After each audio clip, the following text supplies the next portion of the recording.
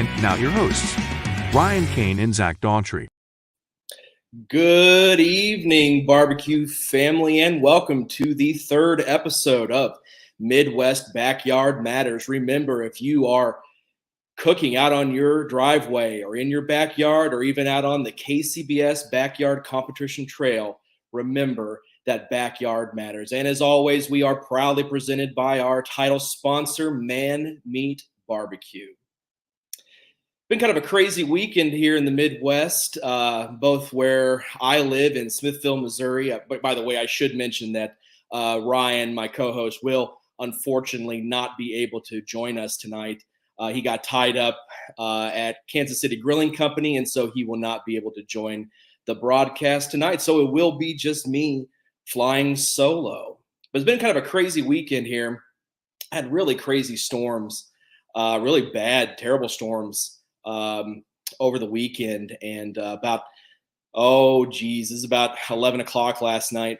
Tornado sirens were going off, and my wife and I had to gather up our 3-year-old toddler who was sound asleep and our cat, which is not always the easiest thing to do, to gather up those two individuals and get down to our storm shelter that we have built into our house. And boy, let me tell you, it was just a real barrel of monkeys to be in there, trapped with my wife, my 3-year-old son, and the cat for an hour, wondering if our house and my truck was going to blow away and crush all of our barbecue dreams for the next season or so. But no, really bad weather, torrential rain, it seemed like, over the entirety of the Midwest. And up in West Salem, Wisconsin, I saw those guys up there competing had to deal with a monsoon, and they were trying to make the best of it to compete out in those crazy conditions. As you guys know, those of you who compete, you've got to deal with all sorts of conditions when you cook. It's not always going to be just peachy keen. It's going to be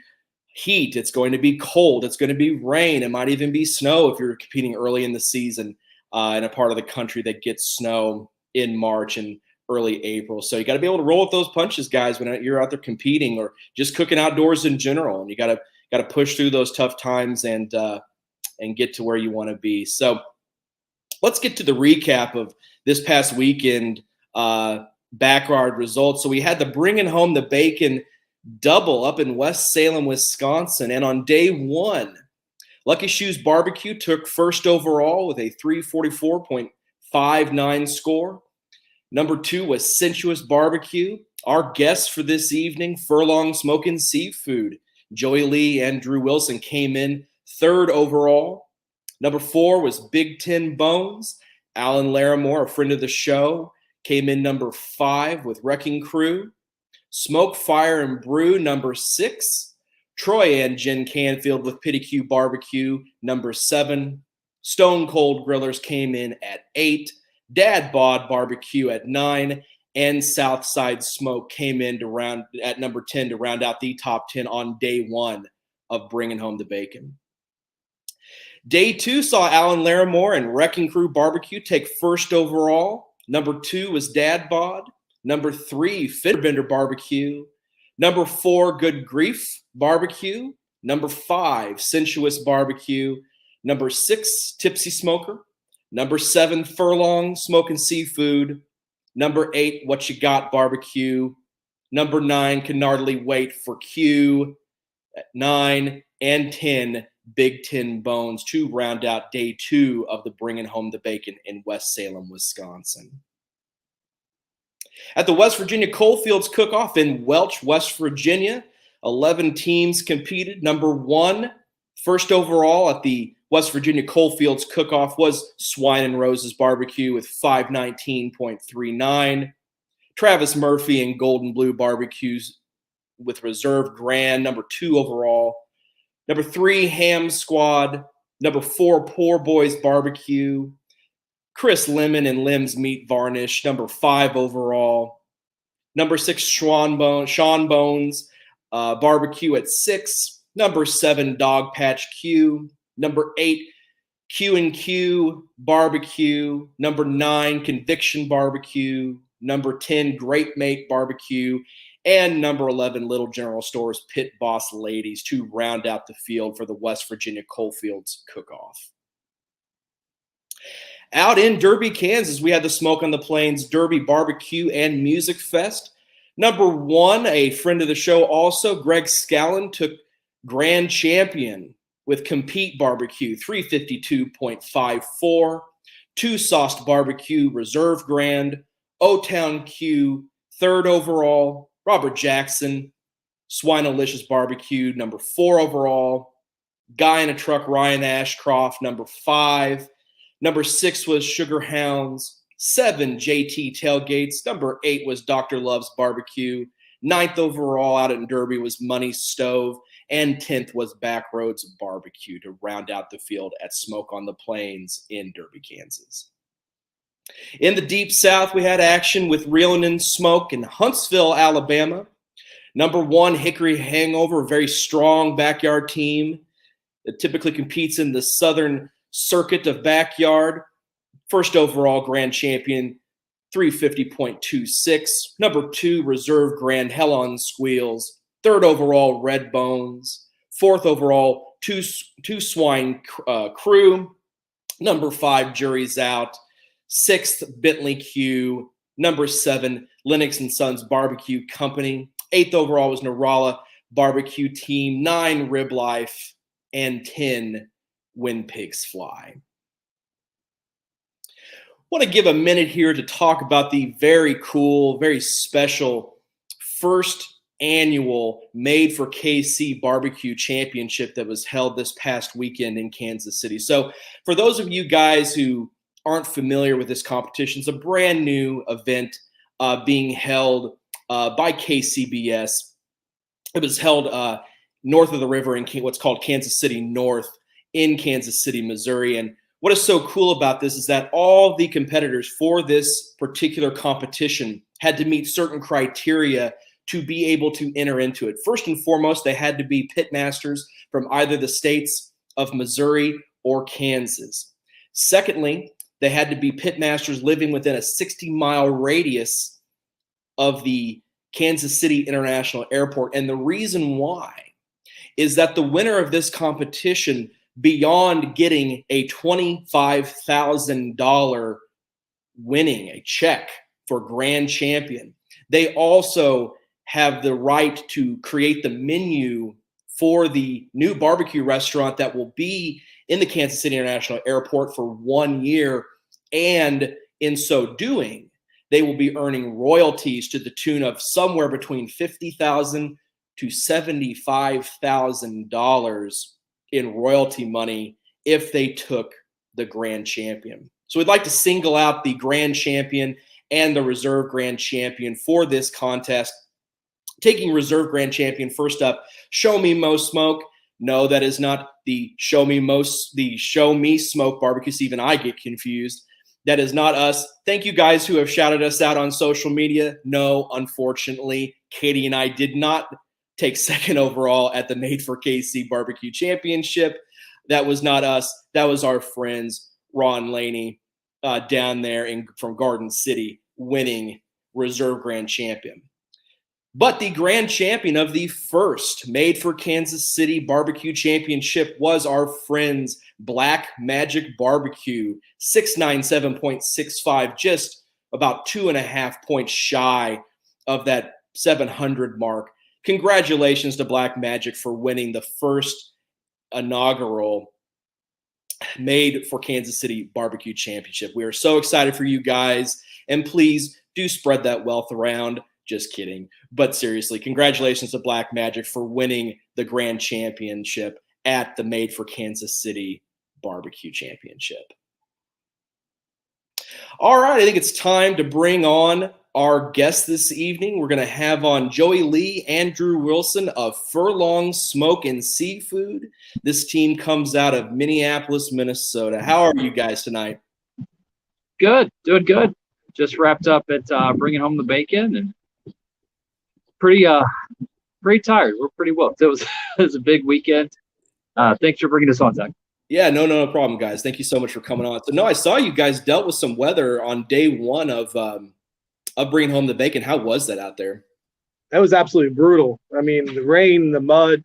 We're probably sitting in 3 inches of water in the campsites. It was a bit challenging, to say the least. Yeah, was there any kind of way to drain all that off, or did you guys just have, were some teams in standing water, were other teams on concrete or asphalt? How'd that work out up there? There was a split between both. There was some asphalt spots and then some concrete slabs. We try to make the best of it.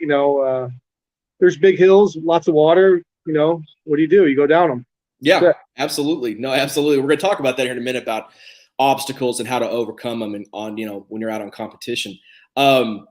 I did see that a certain individual that we all know did make a slip and slide on a very big hill there. What happened with that? I saw that one person got to go down, and then did it get shut down by the event organizers? Or what happened with the slip and slide? Yeah, so Alan Larimore from Wrecking Crew just kind of plopped down on the inner tube there and went down the water slide that was created by that rainstorm that we had. A couple people went down, some kiddos, a couple adults, and then I think some of the park management. Yeah, as the crowd grew and the cheers became louder and louder, I think they shut it down pretty quickly. They realized that we were having too much fun. A little too much fun, yeah. It's the no fun league up there, I guess. I was about to say I was going to be pretty upset with Lori if she had shut that down, but no, we all know it was Alan Larimore, and if you guys are familiar with Alan, he is a character to be sure in barbecue, but really good guy. Like I said, really good supporter of what we're trying to accomplish here with Midwest Backyard Matters. So I want to give him a shout out for his antics up there. Besides him having a really strong day 2 up there. He really did good on day 2. So I guess I want to start off tonight by just kind of talking, asking you guys about, who you are and how did both of you guys get started in competition barbecue? Sure. You want to go? Yeah. So we grew up together, been lifelong friends. Both grew up in Louisville, Kentucky, and both went to Indiana. Got into barbecue and just, we kind of found the comp in the Iron Range in northern Minnesota. We thought it's going to be a good idea. Let's try it out. Ended up doing really well. We won, and then after that, we were just hooked. Something we can do, we can have fun with, and now it's just not necessarily consuming, but it's definitely, once you go after and start chasing, and you kind of find yourself doing it every single weekend. So it's just been a blast. Yeah, no, that sounds good. So talk real quick about the kind of the barbecue scene in Kentucky. It seems like, Kentucky has a very interesting barbecue scene. You hear a lot about people cooking. We're going to talk about outdoor cooking in general here. Mutton seems like to be the really big thing in Kentucky with all the sheep farms and things like that. Can you guys kind of shed some light on people who just cook barbecue in the state of Kentucky? Yeah, there's quite a few Masters events in Kentucky and in the Indiana area. And that's what kind of led us to compete a lot up here in the Minnesota area and Wisconsin, just because of the abundance of backyard contests and the quality of the competition too. But back to your question, there's a couple contests where they'll bolt on like a mutton ancillary. Yeah, and I've never cooked it before. I'm not the biggest fan of mutton, to be honest with you, but yeah, there are some down there, where they and they take it pretty seriously too. There's some different state events and barbecue events, and but yeah, it's all kinds of cool stuff. Yeah, Kentucky is kind of one of those interesting states that I think I'd like just to do some more of my own research into it, because I think it's so wedged in between. It seems like Illinois has a lot of competitions. Then you have Tennessee, of course. Then you've got, to the west of Kentucky, you've got its bordering, Missouri and Arkansas. And you just don't hear a whole lot about Kentucky. And it'd be one of those states I think would be really cool to try to explore if any kind of competitions that are being held there and look into it. But no, I had heard for some time that Kentucky barbecue was really interesting in the fact of the mutton. And then, of course, they got that sauce, it's what they call black sauce. And I guess it's like a Worcestershire sauce. Look at me pronounce it correctly. The Worcestershire. There we go. Worcestershire-based barbecue sauce, which I've never have had, but of course, it's one of those things I think I'd like to try. Have you guys ever had any of that? No, that's more of like an Eastern Kentucky, Southern Kentucky. That's more of a rural area. Oh, okay. And then when you get those kind of different demographics, you definitely have those flavor profiles that are very region dictated. So, unfortunately, no, that's not necessarily up our alley, but Sure. we're a little bit more in the city and we're not necessarily so far out, but Mhm. we have another opportunity to try that. No, it's one of those great things about barbecue, just as a cooking art, is that so many states put their own little spin on it. It's not all vinegar-based sauce or ketchup-based sauce or molasses or whatever it may be. Take Kentucky, like we just talked about. They use the Worcestershire sauce to make barbecue sauce. Just a really kind of cool, unique thing I've always thought about the state of Kentucky when we're talking about barbecue. So let's talk about you guys competing as friends. Some teams are like my wife and I's, where it's a spouse team. It's spouses cooking together and competing together. Other teams are composed of friends, whether one other friend or two or three, whatever it may be. When you compete and you're in the heat of competition with a friend, do you think that it has helped or it has hindered you guys during competition at times? I would say that it's been beneficial for us, just Mhm. because that we understand the dynamics and the relationships, and that when it's all said and done, with chips fall, we're still going to be friends. We can kind of get aggressive or sharp tones, or in the heat of the moment, things could go. We'll try to get things back in line and correct things, and sometimes it gets heated, but ultimately we just run what we do, and we're kind of having fun at it. So if we're not really having fun, then it's not really worth it for us to do it. So do you think it helped to be friends before you formed the team, rather than try to link up with somebody that you didn't really know before and start to compete? Because as you guys know, things can get kind of heated in there. You got to make sure you're in a rhythm, you're in a groove. You got to kind of anticipate how each teammate is, what their strengths, what their weaknesses are, and so you guys are thinking, really, it's better to probably be friends first and then compete, rather than trying to just match with someone you don't really know.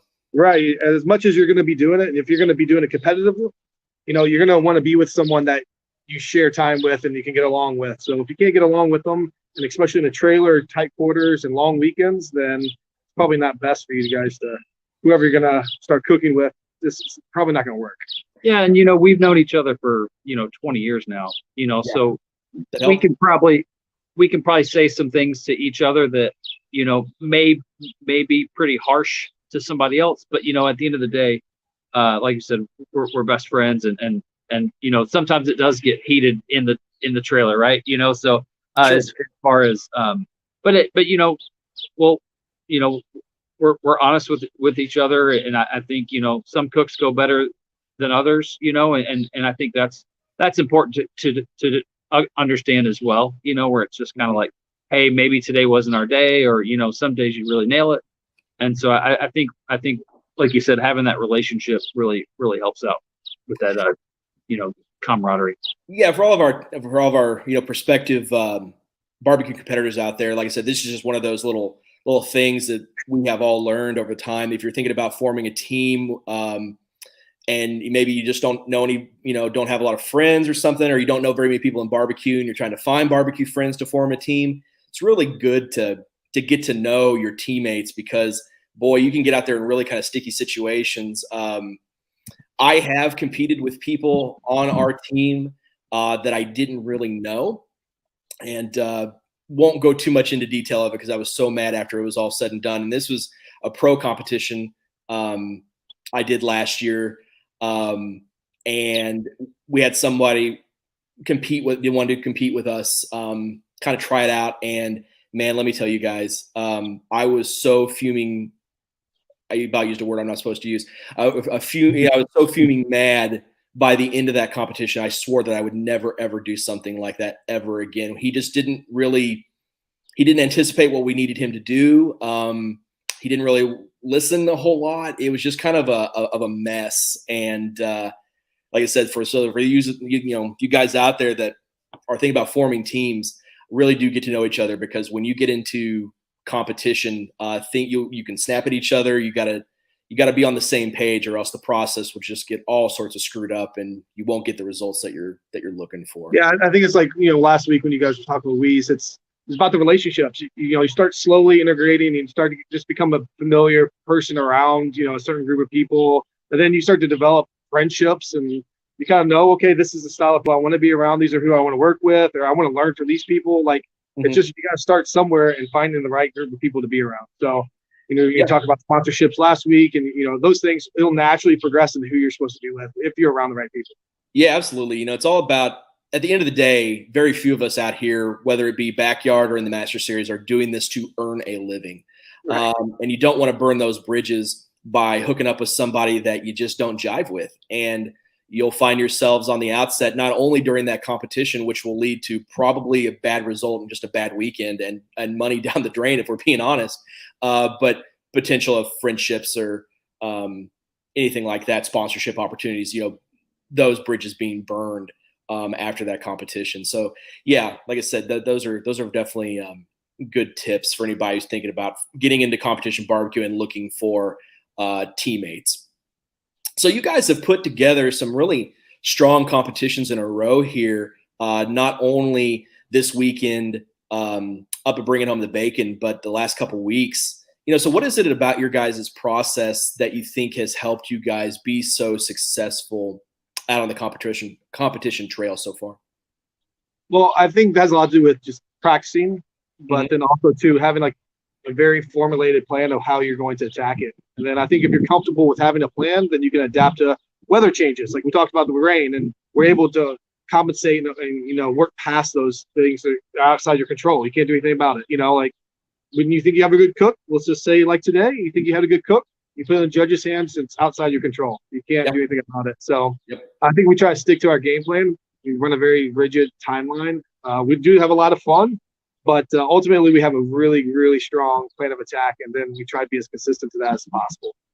Yeah, I was going to ask you just real quick, guys, about if you had a rigid timeline. Like I said, these are kind of trying to pull back the curtain a little bit on teams. People want to get into outdoor cooking or want to get into competition barbecue and talk about timelines and having a printed off timeline or a handwritten timeline.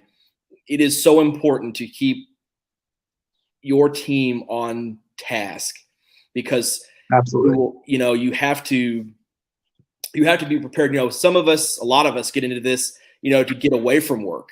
But there are certain aspects, I think, that you have of competition barbecue that you have to adhere to if you want to have any kind of success. And I'm not saying that we're the most successful team out there, far from it, but it is one thing that we have learned pretty early on, that you got to have a timeline to be able to just to go from A to Z in your cook in whatever category it might be you're cooking, so that you can stay on target.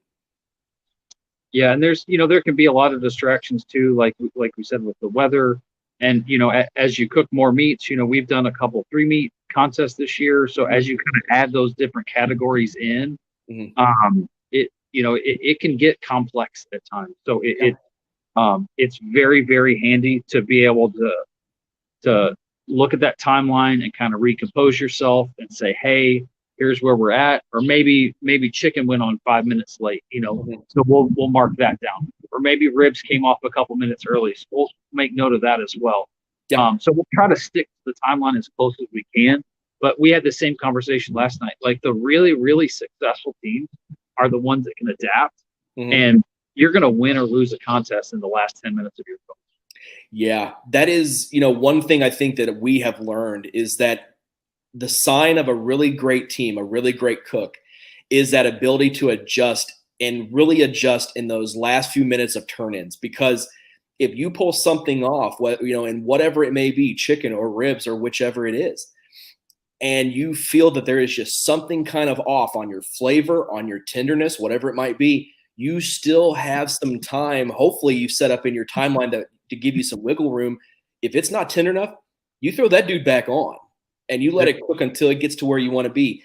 If the flavor is off, if it's not spicy enough, if it's too sweet or whatever it might be, you've got time to add something to a finishing dust or whatever to change that flavor profile, because once it goes into that box, it's out of your hands and you can make or break a contest in those last few minutes of a competition. So that's a good point. Like I said, it's about sticking to those timelines, but it's also about being flexible enough to roll with those punches, because it can make or break your weekend for sure. Yeah.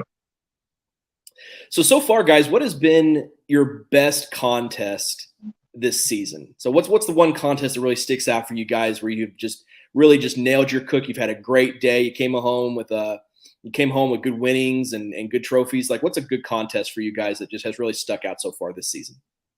Probably Smoke on the Water, you say? No, Smoke and Steel. Yeah. Smoke and Steel, the one in Owatonna with last week. Yeah, last weekend. I think we did well. We had a really good time. It was an awesome environment for us. The Minnesota teams are pretty tight, so we like to travel together and have a good time and kind of, support each other and just really build those friendships. And so we had a really good time going into it. And then we just had a really good cook. And then coming out of it, it was just a great day overall. So, I was happy with last week's, cook, and we had some good momentum going into this weekend. There's some swings and some misses, but it is what it is. Yeah, for sure. What about you, Joey? What do you think? Owatonna was great. Like Drew said, I really enjoyed. We did Smoke on the Water in Alabama this year. Mm-hmm. So this was our first year where we kind of ventured south to compete against some of the teams in Alabama and in the southern states. Mm-hmm. See how we stack up against them as well. See how the flavor profile travels. Mm-hmm. And that was a 3-meat as well. So it was chicken, ribs, and pork. So that was our first time doing pork at a contest, and we did really, really well. And again, against a lot of really good teams that you see in the top 10 every week. So we were really proud of that. I think we got 4th in chicken, 2nd in ribs, and 1st in pork. And that was a Smithfield contest as well. Yeah. So it was backyard only. So all the Smithfield grant money went to the backyard first. So that was pretty cool too. No, it's one of those things, guys. We talked a little bit on this show before about the differences between backyard in the Midwest and backyard in the South, especially like the deep South, like Mississippi, Alabama, Georgia. It's a completely different world, it seems like, down there for backyard, where they easily have maybe 50 teams in a field at a backyard. In the Midwest, we may have that, we may not. And it's just a totally different attitude, I think, here in the Midwest, where a big reason of why we started the Facebook group and why we started this show is to bring awareness to growing backyard here in the Midwest, where it seems like in the South, they have no problem doing that whatsoever. And I think what's so cool about you guys doing so well in the South is that Midwestern flavor profiles have scored well and gotten calls in the South. And so you guys didn't adjust your flavor profile at all going into the South. You ran just what you would do, say, like in Iowa compared to Mississippi. Absolutely. Yep. We wanted to see how the flavor would travel. Mm-hmm. And we were like, well, we're going to run our program and see how it works. And then if it doesn't hit, doesn't bang, then we're just we'll look at different options. But we had to see how we would do, and we stack up against that competition, and we did pretty well.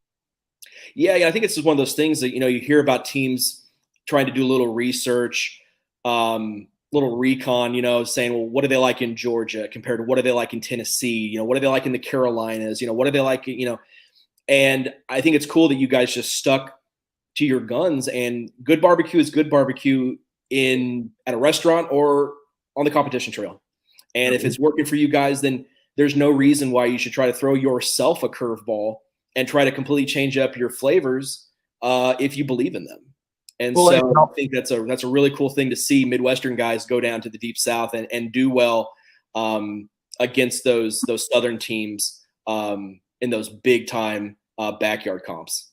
Yeah, and I think even if we were to change things, it would just be small little tweaks, because I think a lot of teams overthink it and they kind of get into hot water where they try to change 3 or 4 things, and then it may do better or it may not do better, and they're like, well, which of those 3 things really impacted the cook? So I think making small changes really help as well. If you are looking to if things aren't hitting, or if you're looking to change up your program a bit, I think you kind of overthinking it sometimes and throwing too many variables in there, you can kind of get yourself in a sticky situation. No, that's a good point, Joey. I mean, I think the thing that I have definitely had to learn, and I still do it because I am notorious for it, and my wife, it drives her up the wall, I overthink. I will overthink during a competition. I will get in my own headspace, and I will start to throw myself and her a curveball day of. And I think the thing that I have had to learn, and you guys have learned, and we try to express here to teams that are new to competition or looking to get into it, is, this can be a complex game, but at the end of the day, don't overthink it. Don't think too much. If you believe in what you do, then do it by all means. Your life is not on the line. You will not be taken out back behind the barn and shot after the competition if you change things up or whatever. Just roll with it and believe in your process, and good things will come from that. And so that's a good point, Joey. Like I said, you got to believe in what your flavors are and what your cook is, whether you are north, south, east, or west. So that's a good little tip for teams out there. One thing I do want to throw in, this is kind of going off of my outline here. I'm going to go on a tangent here because I have seen it more and more. I saw it last week and a little bit the week before, and saw it this week in the results. We didn't bring them up, but we've noticed that in Backyard, they've been adding an additional categories. And it seems like pork has been the big thing. What are your guys' feelings on Backyard adding that third category, like say pork, because traditionally it's always been chicken and ribs, just day in and day out, competition in and competition out. What's your thoughts on KCBS adding in, or events organizing to add in that third category outside of the traditional categories of chicken and ribs in Backyard? I mean, for me, I like having the option of, if you're going to try to slowly progress into, let's just say, the Master Series, or you want to see how you stack up, I think having the option of having a third meat or having another category, again, that's going to spread your timeline, your time management across three things. So you're going to have to start to learn to adapt and change things again. So I like them because it continues to push you and drive you to become better as a cooks and see how all things work out in your favor. So I'm all for it. We like to challenge ourselves. We throw ourselves. He doesn't like to get on the ancillaries too much, but I do enjoy them. I think it's fun to be creative and think outside the box, because I think that can use your platform to try new recipes, kind of use it as an R&D versus just, I want to go out there and just crush. Like, use it as to your advantage to try new things and get honest feedback on it. No, that's a good attitude to have, Drew. I think, you want to push yourself as a cook, and competitively, if you want to get up to the Masters Series or compete in the Masters Series, rather, you got to be prepared to do pork. Because most, some teams could have a bad attitude about it and just say, well, you can go kick rocks. I want to stick to chicken and ribs. That's what we always do. It's what I've always practiced on, and I'm just so used to cooking. But I think it's a cool thing to maybe, throw a curveball in there and add pork as a category to just challenge people's abilities, whether it be in Backyard or wherever it may be. We've also been seeing some things come out of KCBS. I think a survey just went out this week about opinions asked on KCBS going to two meat Masters competitions. What are your guys' All right, on that? Get into it. There are opinions across the spectrum on KCBS bringing this up. This has kind of been a controversial thing. Yeah, it has been. It has been, especially this weekend. It's been the topic of discussion, some mini campfires and late nights around some beers. So I would say the consistency around, for my personal thought, I kind of like the programs where it is. I think the progression, if you want to make some changes to it, then you do the three meats and you kind of start to slowly integrate maybe a newer platform, but try and change it to a two meat series to be a Master Series. I just don't see that as beneficial. I think it's kind of takes away from what they do and what we do in the Backyard. I think it's kind of, you kind of lose focus a little bit. Yeah. Joey, I'm going to put you on the spot. What do you think?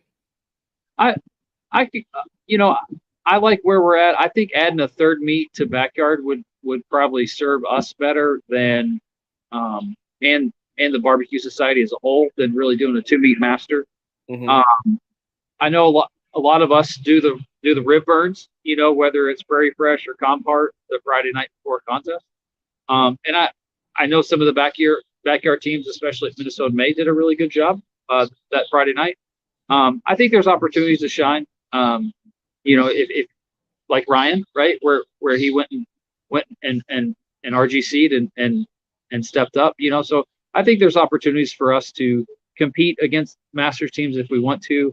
But kind of like Drew said, I'm happy with the program where it's at. If anything, maybe we introduce a third meet and kind of bridge that gap to ultimately making that jump to Masters. Yeah, I think because now I'm going to give my own personal opinion about it, and I'll just preface it. I don't like it. I was talking to a guy I know. I was talking to him yesterday actually, and we were talking about this concept. And this guy competes in a lot of pro. And I said, what's your thought about this? And now this is a Masters Series cook, and he said, well, what are they going to do? Is it going to be pork and brisket? Because if they do chicken and rib, that's backyard. Okay, right. So it's almost like you've already shoehorned in the categories of what it's going to be if you do this. I understand the principle of why they're doing it, and that's cost, and that's something that we all are facing with gas, with meat prices. Lord knows, have been outrageous, and I'm hearing that they're about to go up again. Pork is going to go up again. Chicken may go up. I mean, beef, we already know you basically have to sell your kidney on the black market in order to buy a Wagyu brisket.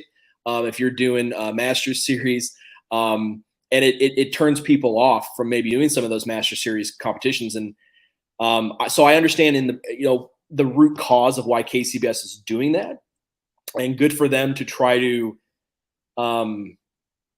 take this thing head on, because it's for the foreseeable future. It's here to stay. But I think it is ultimately not the right decision to make. So no, I have been pretty open about my disdain for it. I don't really agree with it. I don't agree with it all, rather, but I understand why they're doing it. But I really hope that they don't start doing this, because that is what has been so great about getting people started in barbecue from the backyard side of it, is they can jump in with chicken and ribs, traditionally two of the cheaper meats you can buy, and get started in competition barbecue and stay in backyard if you want to. There's nothing wrong with just competing in backyard. We've tried to express time and time again that this is not the amateur circuit to the pros. This isn't the minor leagues to the major leagues, that there are phenomenal professional cooks in backyard who just prefer to cook chicken and ribs. There's nothing wrong with it. I don't like the idea, and I really hope it dies on the vine, personally. Yeah, I would definitely feel it dilutes the integrity of the Master Series a little bit. So yeah, for sure. So we've talked a lot about success. We've talked about your guys' success, other teams' success, when we covered the competitions from this past weekend. But just like in everything in life, competing, whether it be organized team sports or whatever it is, there are a lot of failures. There are a lot of setbacks that teams face. It's not always wine and roses when you go out there and compete on a weekend. So what has been a big obstacle in your guys' competition career that you have faced? And more importantly, how have you overcome those obstacles that you have faced? So I think whenever we got started, we kind of cooked on just whatever gear we had, right? So I think we were cooking on a Kamado, and we were cooking on a big hunk of junk that we cater with, and and then we had a pellet grill, and it was just kind of whatever we had. Mm-hmm. And we got very inconsistent results, but they were inconsistent in the bottom half, right? So it wasn't like we were hit. So we kind of went back to the drawing board and looked and saw what a lot of the backyard teams were doing, a lot of what the Masters teams were doing, and that kind of led us to cooking hot and fast on drums and cans. Mm-hmm. And so once we switched that up, A, we got a lot more sleep. Absolutely. B, and it cooks the meat differently, and it renders the fat differently. So I think adapting to that and some of the cooking styles as they as they change over time, I think that's one of the biggest things that helped us cook well was just kind of adapting to some of the changes in the cooking style and what profiles are hitting, Yeah. Being in tune with, flavor profiles, and those are always going to be constantly changing. And then what works for you, what you feel comfortable with, but also being able to adapt and make those changes. I mean, sometimes I was like, I think we're all right. I think we're okay. And then you realize very quickly, you're like, we're off the mark. So being able to adapt and change things and feel comfortable and then, stick with it. Mhm. I mean, you're going to have to try some new things every now and then. Yeah. I mean, I think to compete in anything, it isn't just barbecue. It's anything. It's life. You got to have a good attitude. Barbecue, you got to be able to take your lumps. People get very defensive about the food they cook. I mean, and people will think that they just have the best thing on God's green earth, and they will have a judge come back and just smack them right in the face and say, nope, I did not like it, and it could ruin your weekend, and all that money can just go right down the drain. And you have to be able to roll with those punches. You have to be able to get knocked down and get right, back up and keep competing, because not everybody's going to go out there and be like a Ryan Kane. Ryan Kane's dang good cook. Ryan Kane works his butt off to be such a good cook. But, the first Master Series competition we did in Osage City last year hit a lot of obstacles. I won't go into them. I've talked about them time and time again about the obstacles we faced with that one. But I'll be very honest with you. We were 96th out of 106 teams. Okay. Really, really, really bad. But, we just said, look we hit all of our turn-ins. We found those silver linings for the cook that weekend, and we got ready for the next one. And you got to have some thick skin, and you got to be able to work at it. And this takes a lot of practice. This takes a lot of time and effort. Very few naturals just walk right into this game and just start to win. And there are teams out there, it took them a dozen or more competitions to get a call, maybe even more than that to win a GC or RGC. Very few teams walk into this and just start winning automatically. It's going to take time, and it seems like that's a big obstacle that people have had to overcome in competition barbecue. You got to be patient. Yeah, and just with anything in life, you got to set goals and you got to chase those, right? And so starting out, we're like, all right, we want to win the table, and then we would win the table, and it's like, all right, cool, we want to get a first place call in ribs or chicken.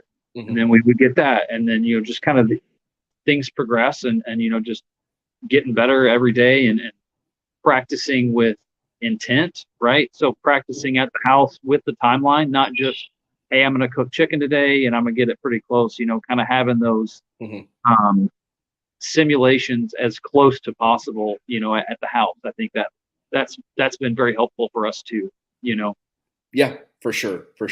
So last question for the night, guys. What's next for Furlong Smoking Seafood? Good question.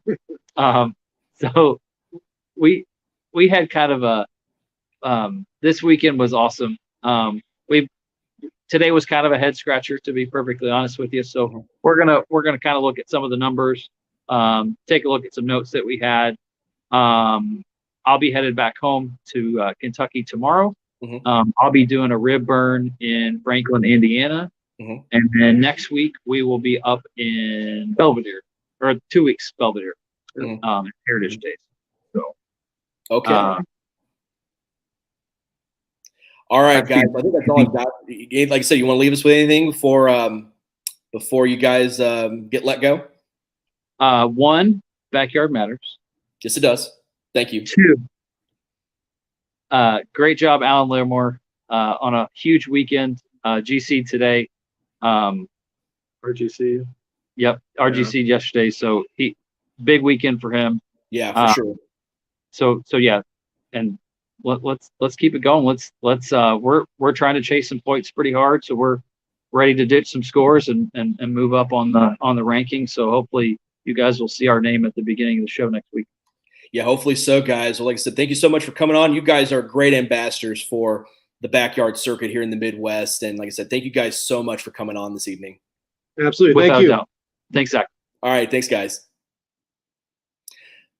That was Joey Lee, Andrew Wilson of Furlong Smoking Seafood. Like I said, those guys really are a testament to the spirit of backyard competition here in the Midwest. And them and Alan Larimore, like they just mentioned, are great ambassadors for growing food sport here in the Midwest, particularly in the backyard.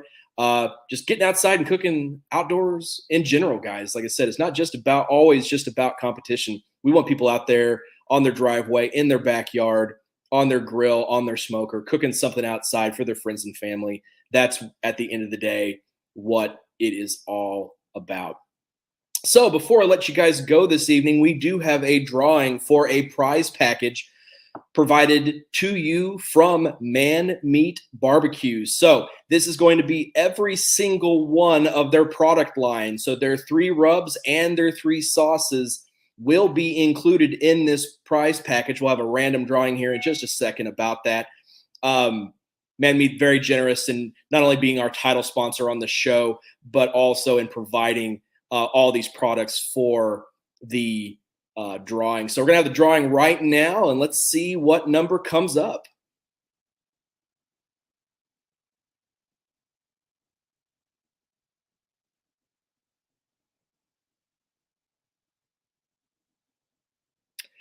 And that is number 2. And number 2 was Schmack You, who had commented on our post on the Midwest group on Facebook. So congratulations to Schmack Q. You are the winner of the prize package provided to you by Midwest Backyard Matters, by Man Meat.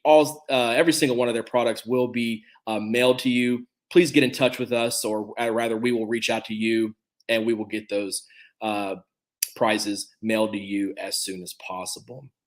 Anyways, guys, that's all I've got for you this evening. Like I said, shout out to Ryan Kane, who unfortunately could not join us tonight, tied up at Kansas City Grill Company. I'd like to thank all of our sponsors besides Man Meat BBQ, Sofa King Awesome Products, Hunsaker Smokers, Trauma Hogs, American Fire Barbecue and Grilling Supply in Lee Summit, Missouri. All I've got for you guys tonight, I am Zach Daughtry. And always remember, whether you are on your driveway, in your backyard, or out on the KCBS Backyard Competition Trail, always remember that Midwest Backyard matters. You guys have a great night. Goodbye. Midwest Backyard Matters, brought to you by Man Meat BBQ. Additional sponsors: American Fire Barbecue and Grilling Supply, Sofa King Awesome Barbecue, Trauma Hogs Barbecue, and Hunsaker Smokers.